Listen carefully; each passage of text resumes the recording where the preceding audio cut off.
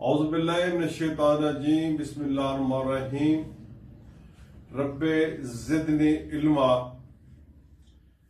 अल्हम्दुलिल्लाह, अल्लाह पाक का एहसान है, अल्लाह पाक का शुक्र है जिसने हमें इंसान बनाया और मोहम्मद अरबी सल्लल्लाहु अलैहि वसल्लम का उम्मती बनाया। करोड़ों दुरूद सलाम नबी पाक सल्लल्लाहु अलैहि वसल्लम पे, उम्मतुल मोमिनीन पे, अहले बैत पे, पांच तरफ पाक पे, अशरा मुबशरा पे और रिज़वानुल्लाह असहाब अजमईन और उन नेक और सारे लोगों पे और औलिया कराम पे जिन्होंने दूर दराज के सफर किए और मोहम्मद सल्लल्लाहु अलैहि वसल्लम के दीन को फैलाया। 12 रबीउल अव्वल का महीना आ चुका है, बहुत ही बाबरकत और हमारे लिए खुशियों का दिन कि नबी पाक सल्लल्लाहु अलैहि वसल्लम का आमद का महीना 12 रबीउल अव्वल। मैं हूं डॉक्टर गुलजार अहमद राजा, अल कुरान मेडिकल चैनल से आप देख रहे होंगे। इस महीने में यूं तो हम सदियों से नबी पाक सल्लल्लाहु अलैहि वसल्लम की आमद की खुशी के अंदर झूमते रहते हैं, नाते पढ़ते रहते हैं, दूध पाक भी पढ़ते रहते हैं, सदकात देते रहते हैं, खैरात देते रहते हैं। वो हिब्बल फुकराए वल गुरबा वल यतामा वल मसाकीन, लोगों को खाना भी खिलाते रहते हैं। इस दफा हमें भी खुशी है, जैसे आज से भी बहुत सालों से खुशी चली आ रही है, लेकिन इस दफा हमें गम भी है जो फ्रांस के अलहोन सदर ने और फ्रांस के इडियट कंट्री ने, सिल्ली कंट्री ने जो गुस्ताखी की है, हमें उसके ऊपर अफसोस भी है और हमें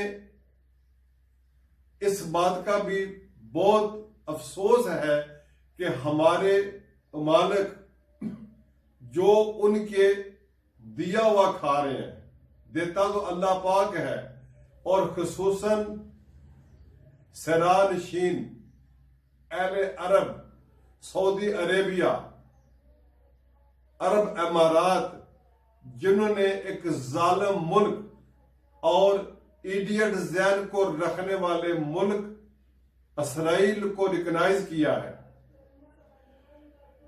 ये तो सारे ही कह रहे हैं कि उसको रिकॉग्नाइज क्यों किया है, इसकी रीजन क्या है, इसके पीछे बैग क्या है।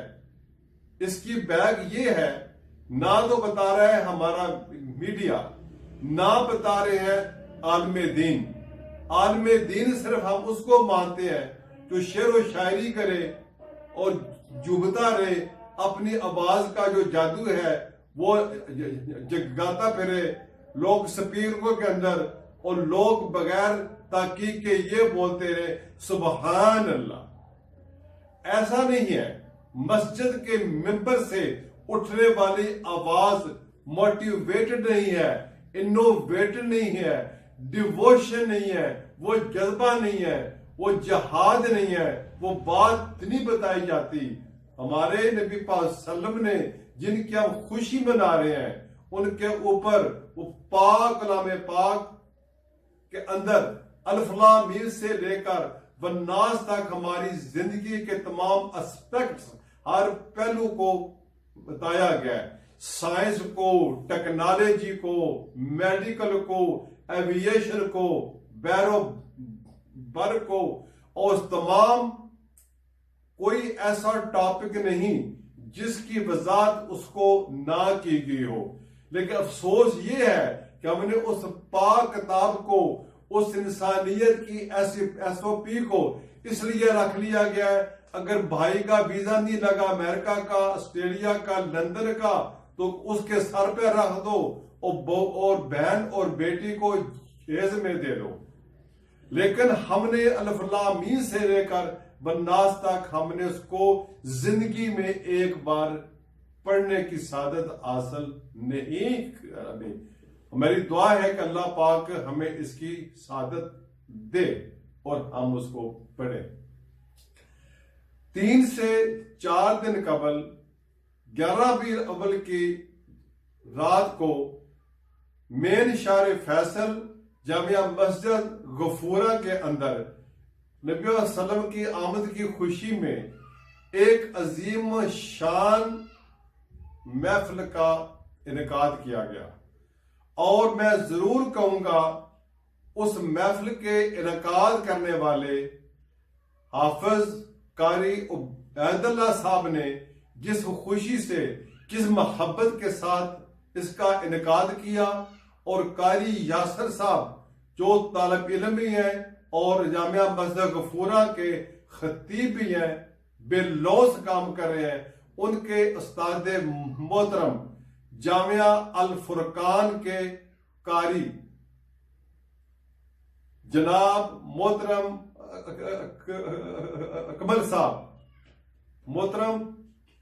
अकमल साहब जो हैं बड़े मोतदिल आलम दीन हैं। मेरा ख्याल था कि वो भी आएंगे और जिस तरह आम दूसरे हमारे लोगों ने शेयरिंग की है वो भी करेंगे। उन्होंने शायद वो हमारे ज़हन की चाबी साथ लेकर आए थे, हमारे दिलों की चाबी साथ लेकर आए थे।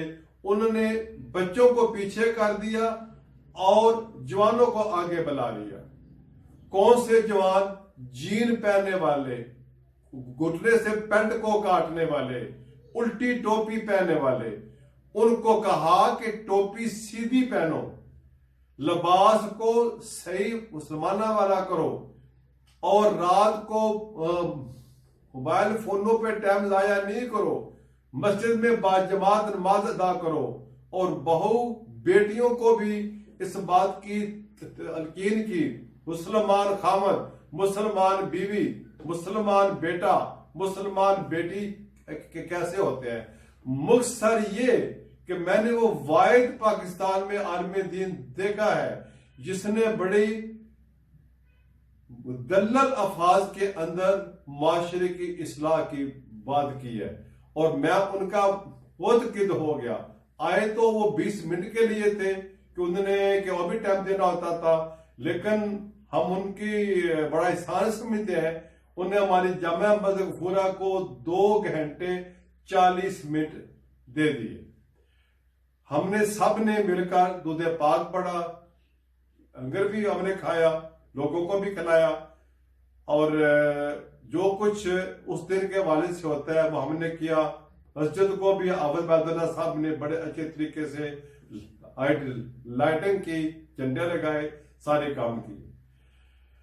अब मैं आता हूं उसकी तरफ कि हम क्यों परेशान हैं, हम क्यों गमगीन हैं।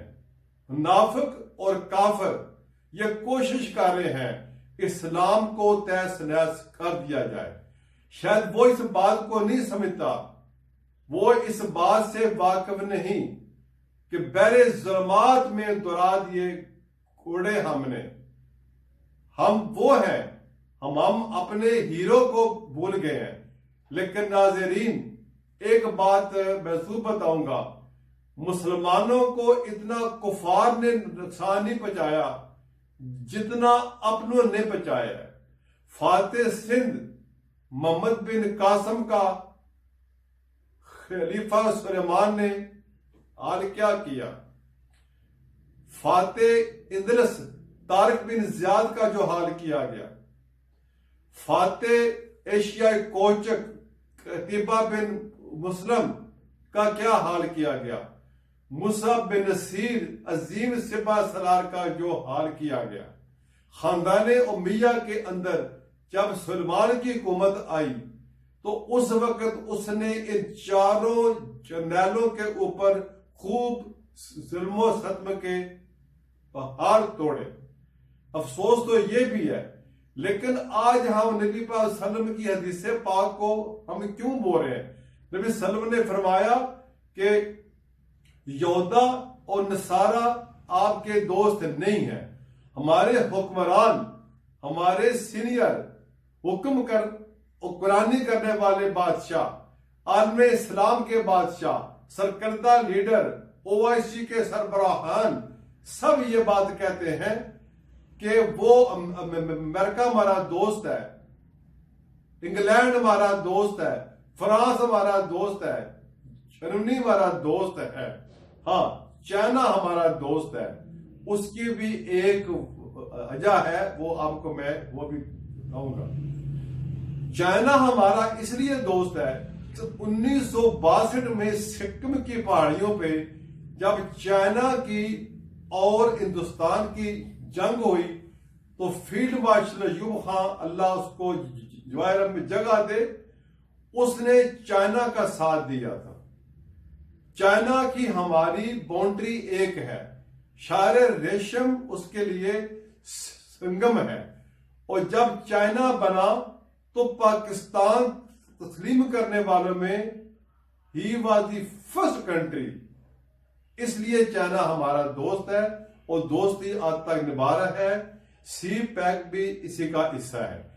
चाइना को अमीर करने वाला कौन मुल्क है? पाकिस्तान। चाइना को दीवारें चीन के आगे कोई शय दिखाई नहीं देती थी, इमन के सूरज, और दुनिया को वो नहीं जानता था। तो चो एलाई जो वजीर आजम था चाइना का, उसने यूबहा को कहा कि हमारे पास पैसा है, हमें इस्तेमाल का पता नहीं, हम कारोबारी कैसे बन सकते हैं। तो अयूब खान ने उसको इस तरह मोटिवेशन की थी, आप बैंक ऑफ लंदन से सोना खरीदे। तो कितने मन सोना वहां से लाया गया। पाकिस्तान के बोइंग 707 ने वो सोना पाकिस्तान लाया। फिर फोकर फ्रेंड्स के फोकर जहाज जो था PIA का F-27, उसके ऊपर लोडिंग करके, तो उस वक्त का पीकिंग आज के बीजिंग के रनवे नहीं था, लोहे की शीटों पे उस 4 इंजनों वाले जहाज ने ऐड किया। तब इंजन 2 होंगे या 4 होंगे, वो इंजन थे उसके। चाइना तब से हमारा एहसानमंद है, और आज हम rebuild factory F-17 thunder Kamra के अंदर हमारी पाक फजाइया जिंदाबाद, जिसका मैं हिस्सा रहा हूं, वो अपने तैयार कर रही है।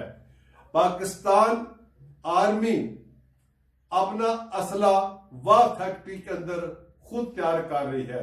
पाकिस्तान नेवी डॉकयार्ड शिपयार्ड के अंदर अपने वॉरियर शिप खुद तैयार कर रही है, और सबमरीन भी रेडी हो चुकी है, जिसको अब दोस्त कहते हैं। अब रह गए दूसरे अदारे, उनको भी चाहिए कि खुदारा आप फ्रांस, अमेरिका, इंग्लैंड की मुताजों को छोड़ो, टेक्नोलॉजी पे जोर दो। अभी आप सब तो ये बात कह रहे हैं, सऊदिया ने भी हमारा साथ नहीं दे रहा, उसने भी इसराइल को मानता है, उसके बाद जो यूए क्यों मानता है, आपको मैं बताता हूं ना। अरबों के अंदर मकाफात अमल शुरू हो चुका है। जेरे जमीन 9.5 साल का तेल रह गया, उससे जितने आने वाला इक्विपमेंट, मशीनरी, डाइवो, वाल्वो, बसें सब ऑटोमोटिव होने वाली हैं, इलेक्ट्रॉनिक पे आने वाली हैं। उनकी मोटरें चलेंगी सेलों के साथ, बैटरी के साथ, DC मोटरें हजारों मील का सफर करेंगी। तो अरबों का तेल सेल नहीं होगा। इनका जब तेल सेल नहीं होगा, ये तेल कहां पे लेके जाएंगे? वो शाह फैसल था जिसने डॉक्टर हेनरी किसिंजर को ये बोला था कि साइंस की दुनिया में रहने वाले यहूदी कुत्ते हम 1400 साल पीछे चले जाएंगे, ऊंटनी का दूध पिएंगे, बकरी का दूध पिएंगे, बकरी की खाल के ऊपर हम सो जाएंगे, चाहे नमाजें बनाएंगे, जौ की रोटी खाएंगे, छुआरे खा लेंगे, खजूरे खा लेंगे। लेकिन यू इसराइली डॉग, हम तुम्हें नकद पैसा दे रहे हैं, F-15 एयरक्राफ्ट लैंड करवाओ दमाम एयरबेस के अंदर। तो वो बहुत मुतासर हो गया। जहाज तो लैंड हो गए, लेकिन 4.5 महीने बाद ही शाह फैसल को अपने नतीजे ने शहीद करवा दिया। बात तो वही हुई ना कि अपनों ने ही जुल्म ढाए हैं। फ्रांस के सदर ने जो बेइज्जती उसने के अल्फाज इस्तेमाल किया है, गुमराह आदमी है, मुनाफिक आदमी है, काफिर आदमी है, और जिन 2 जवानों ने उनके गले काटे हैं, उन शहीदों को, उन गाजियों को हम सलाम करते हैं और इस मुल्क के ऊपर लांत भेजते हैं। इसकी प्रोडक्ट को हम डिस्कार्ड करना चाहते हैं। देखें, एयरलाइनों ने जो फ्रांस की बड़ी एयरबस थी उसके ऑर्डर भी सीज करवा दिए। पाकिस्तान एयरफोर्स ने भी जो स्पेयर पार्ट वहां से आते थे अपने स्क्वाड जहाजों के, वो भी उसमें अंदर उसको छोड़ दिए। उसके अलावा जो भी फ्रांस की प्रोडक्ट थी और उसको छोड़ दिया गया। और मैं आज अल्पनान से ये इत्तेमाद करता हूं उन होम्योपैथिक डॉक्टरों को, एलोपैथिक डॉक्टरों को कि फ्रांस की प्रोडक्ट को फाड़ दें, उसको रद्दी की टोकरी में डाल दें, शिफा होती रहेगी।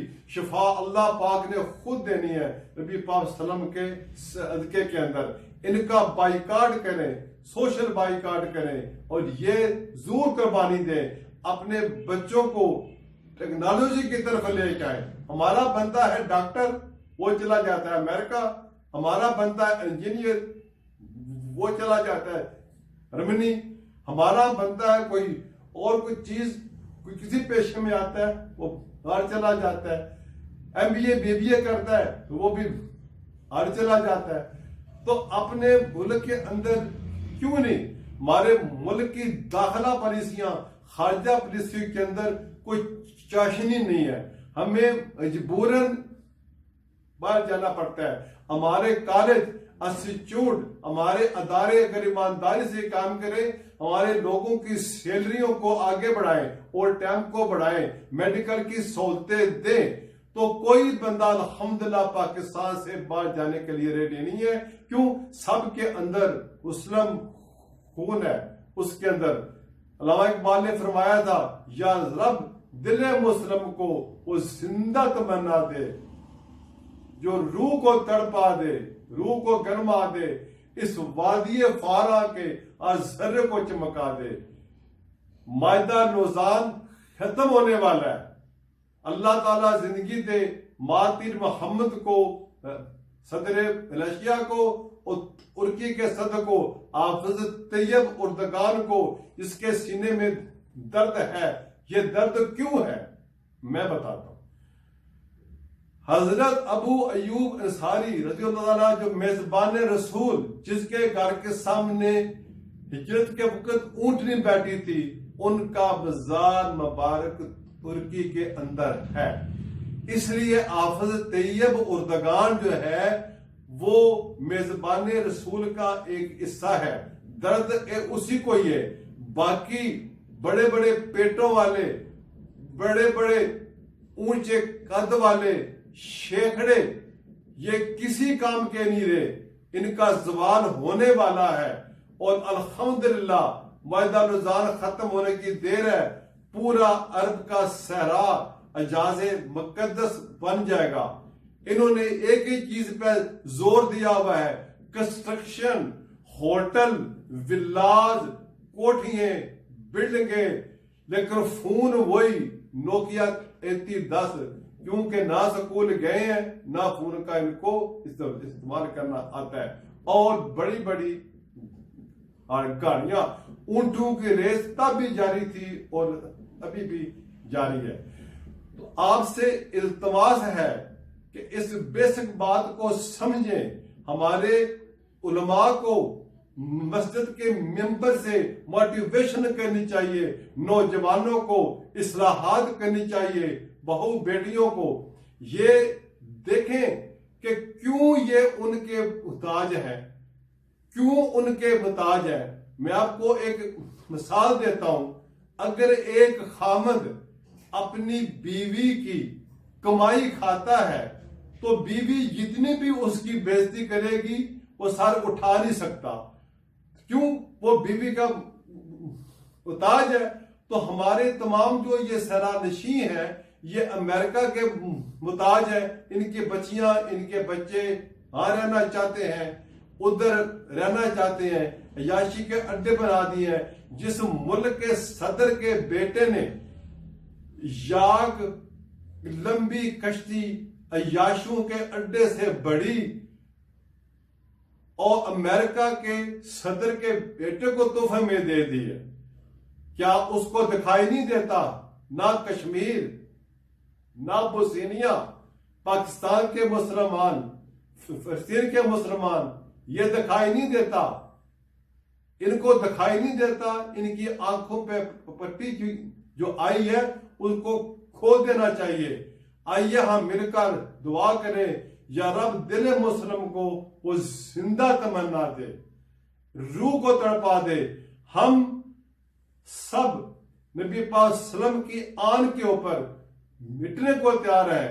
जब तक हम अपने माँ बाप से ज्यादा उनके साथ मोहब्बत नहीं करेंगे, हमारे मुसलमान होने का कोई दावा नहीं। तो मैं ये बताना चाहता हूं अल कुरान के मेडिकल चैनल से ऊपर कि हमें सब कुछ करना आता है, जज्बा जहाद हमारे अंदर हो। मैं कैसे बताऊं जो मुसलमानों की अभी हालत है, जो मुसलमान इस गम के अंदर डूबे हैं, खुशी और गम सारो एंड जायज साथ साथ हैं। खुशियां तो हम बिल्कुल मना रहे हैं, पहले मनाते रहे थे और आगे भी इंशाल्लाह होता रहेगा, लेकिन हमें अपनी SOP के अंदर जरूर उसको रिव्यू करना चाहिए। नबी पाक सल्लल्लाहु के साथ मोहब्बत का इजहार करना चाहिए और हमारा मुल्क पाकिस्तान के अंदर निज़ाम मुस्तफ़ा होना चाहिए। जब हम दीन की तरफ नहीं जाएंगे, हम सब अपना अपना घर, अपने अपने मोहल्ले, अपने अपने शहरों को मोटिवेट करें, तो फिर ही हम आगे बढ़ सकेंगे। मैं दुआ करता हूं कि अल्लाह ताला हम सबको हमारे अंदर अल्लाह पाक की मोहब्बत, अल्लाह रसूल की मोहब्बत को हमारे अंदर रखे। और साइंस और टेक्नोलॉजी औरों का हिस्सा नहीं है। आज से 16वीं सदी ईस्वी में चले जाए, यूरोप की तरक्की मुसलमानों की, इस्लाम की उन्हें मिन्नत है। टायर व्हील इजाद है मुसलमान की, सुई इजाद की वो भी मुसलमानों की। हमारे बंदे बताते हैं कि जहाज उसने बनाया, राइट और वाइट ने बनाया। हम नाज़रीन, हमारी तारीख को असर कर दिया गया है, ऐसा नहीं है।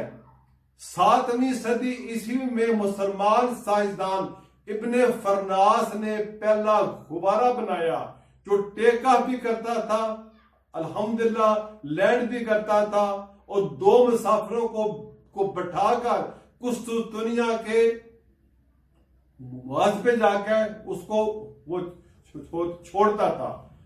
जहाज बिल्कुल नहीं बनाया, मुसलमानों की इजादात है। सिर्फ शरीयत के जो हमने पैमान तोड़े वो ले जाके सब अहले मगरब ने जोड़े। अल्लाह ताला हमें कुरान पाक पढ़ने की, बाजमात नमाज पढ़ने की तौफीक अता फरमाए। और आपसे इल्तमास है कि इसको शेयर भी करें, सब्सक्राइब भी करें और आगे बढ़ाएं, ताकि आपको अच्छी वीडियो, हर डॉक्टर, हर इंजीनियर, हर पायलट, औरतें और मर्द ऐसी स्पीचें करें ताकि हमारा दुश्मन के ऊपर दबदबा रहे।